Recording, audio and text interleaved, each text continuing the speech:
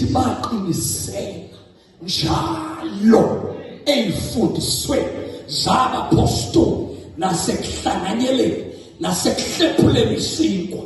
Babe sebeqeda ukuhlephula isinkwa babengayeki ukuthandaza, bathandazelane, bahlephulelane isinkwa, bahlanganyelane. Why bekholwa abapostoli? Ukuthi umlingi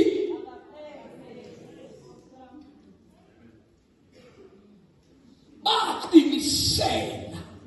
Eligama lithi qinisela lisho khona into edonsela emuva, kodwa wena uzoqinisela esifundisweni sani sabapostoli.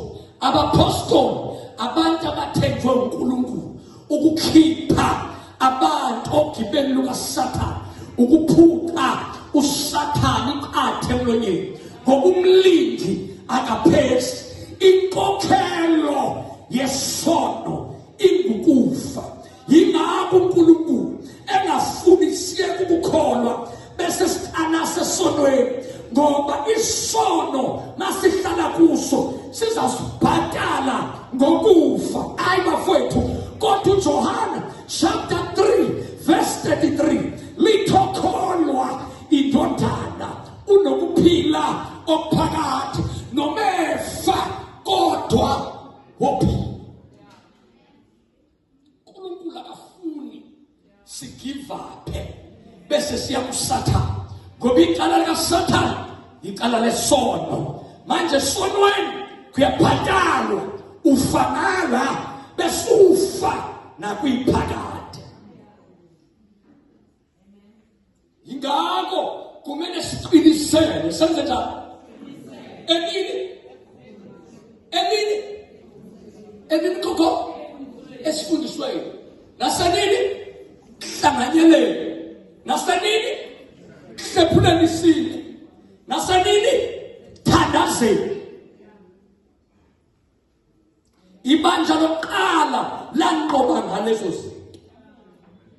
Imoto ezinhle, imishado, imizi emihle, imisebenzi nama-promotions alandela abantu abathi forward ever. Ikhona bazalwane, ngikhulume kabanzi kumasonto adlulileyo, ngathi kuzelwe uNkulunkulu kwenze njani bazalwane? Niyakhumbula bazalwane? Bese kuqhubekeka babumakhaya lithi lokhu kuyinqobo enqoba izwe ukukholwa. Bafethu bangafundi iBhayibheli vele ngikhuluma nayo. Yini enqoba izwe bazalwane? Abazelwe, niyangizwa? But ungeze kuzalwa kodwa ungalinqobi izwe. Ukuzalwa, ukusindiswa kuza by grace, angithi umusa ukusindiswa. Niyangizwa bazalwane? I-grace isenza sizalwe. Yingakho kuyona imisebenzi yethu esenze sababangcwele. But umusa kodwa ukunqoba izwe kumele sikholwe. Nikhona bazalwane? Ngeke ukunqoba izwe uma ungakholwa ukuthi wena uzaba nawo umzi. Funeka uyikholwe lento. Kuthi wena kini genetical background yekhaya lakho ne-DNA yakini kuthi abakha abantu la, uthi mina ngizelwe hayi ngembewu kababa nomama, sengizelwe ngembewu engaboniyo. Ngoba mawamkela uJesu kungena an uncorruptible seed. Umntwana kaNkulunkulu mawamkela uJesu lithi thina sizelwe ngembewu engaboniyo, ayiphasi